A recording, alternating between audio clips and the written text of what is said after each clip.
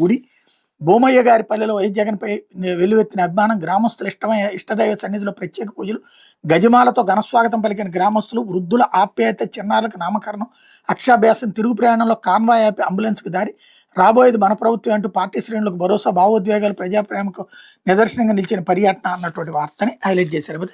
చేబొద్దులపై వడ్డీ 303 కోట్లు. చేబదుళ్ల అప్పుల్లో దేశంలోనే మొదటి స్థానంలో ఏపీ, అత్యధికంగా 1,72,532 కోట్లు చేబదుళ్ల రూపంలో అప్పు, సకాలంలో తిరిగి చెల్లించకపోవడంతో భారీగా వడ్డీ భారం, ఏడాది పొడవునా అప్పు చేయిందే పూట గడవని దుస్థితి, 357 రోజులు అప్పులపైనే మనుగడ. ఇది చంద్రబాబు సర్కార్ ఆర్థిక నిర్వహణ సామర్థ్యం, రాష్ట్రాల ఆర్థిక వ్యవహారాలపై కాగ్ నివేదికలు వెల్లడి అన్నటువంటిది హైలైట్ చేశారు.